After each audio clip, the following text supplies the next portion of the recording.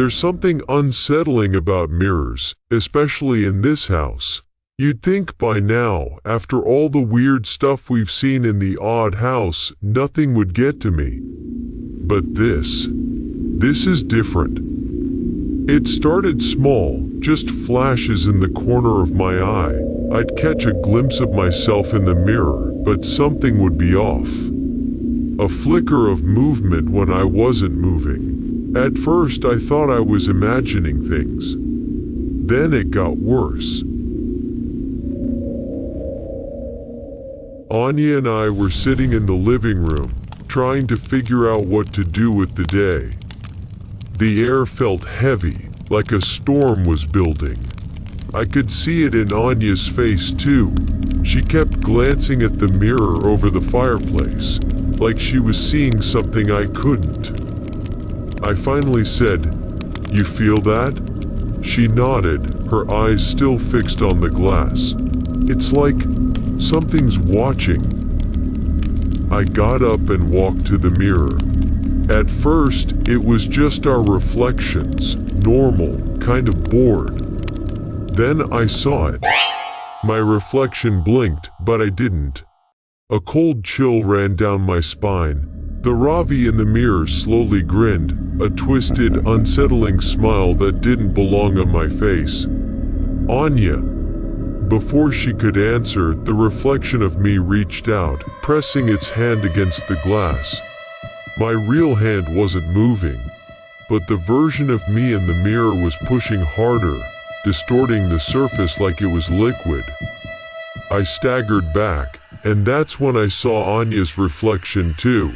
She was there, but her eyes were darker, her face cold and distant. It wasn't her. And then it stepped out. The mirror rippled, and my reflection, no, my shadow double, came through.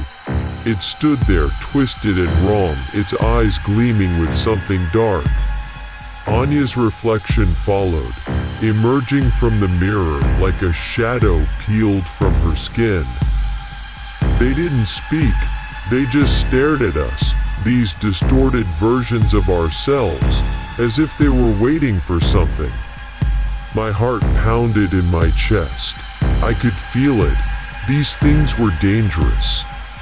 They weren't just copies. They were reflections of everything dark, everything we tried to hide about ourselves. And they wanted to take our place. Before we could react, Bhairava appeared. His presence was always a comfort, but tonight, it felt more urgent. He stepped through the shadows of the room, his eyes burning as he looked at the doubles. "These are the shadow doubles," he said, his voice echoing through the house. "They feed on your fear, on the darkness within. If you do not defeat them, they will consume your identities and leave you trapped in their place." He raised his trident, and a surge of power shot through me and Anya.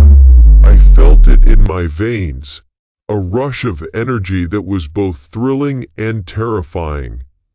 Anya's eyes flashed, and I could see her power grow. The ability to control shadows, bending them to her will. As for me, I could feel time slow down around me, like I was stepping out of sync with the world, able to move faster, almost outside of time itself. It wasn't much, but it gave us an edge. "We have to confront them," Anya said, her voice steady. She was always braver than me when things got real. I could see her analyzing, already forming a plan. But the doubles weren't going to wait. The shadow Ravi lunged first, its movements fast and jerky, like it didn't quite fit in the real world. I dodged, using my new ability to shift time just enough to slip past its attack. It felt surreal, moving faster than I ever thought possible, but it wasn't enough to stop it. It was relentless, mirroring every move I made, but with a darkness that twisted everything familiar into something dangerous. Anya was facing her own double. Her shadow double had already started controlling the room's shadows, warping them into tendrils that lashed out. Anya countered, pulling the darkness toward her, bending it to her will. I could feel the tension building. The longer we fought, the more powerful the doubles seemed to grow. Every misstep, every doubt, they fed on it, becoming faster, stronger. I could see it in Anya too, the way her double seemed to know her weaknesses, exploiting them. That's when I realized they weren't just shadows, they were reflections of our fears, our insecurities. My double wasn't just attacking me physically, it was attacking everything I doubted about myself. I could feel it in the way it moved, the way it grinned whenever I hesitated. We have to face them, I shouted to Anya. They're feeding off what we're afraid of. We have to accept it. It was easier said than done, but I knew it was the only way. I stopped dodging and faced my double head on. It sneered, mirroring every flicker of fear inside me, but I stood my ground. I had to. As it lunged again, I didn't move. Instead, I accepted it. My doubts, my fears, all the things that made me hesitate. And then something incredible happened. The double paused, like it couldn't find the energy to keep going. The more I faced it, the weaker it became, until it started to shrink, dissolving back into the mirror.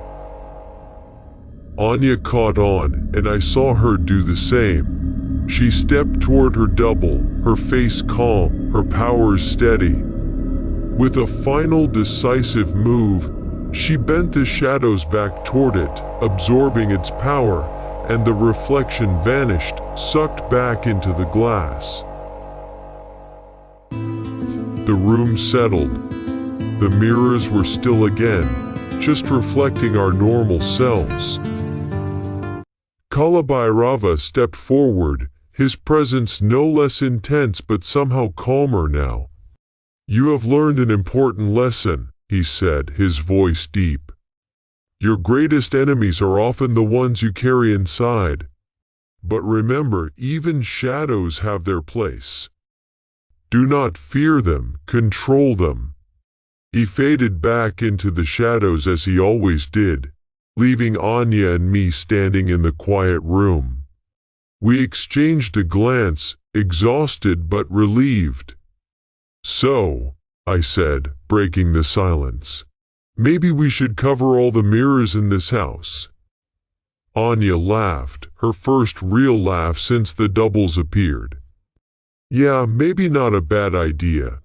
But deep down, we both knew this was just the beginning. The odd house had more secrets waiting. And the shadows?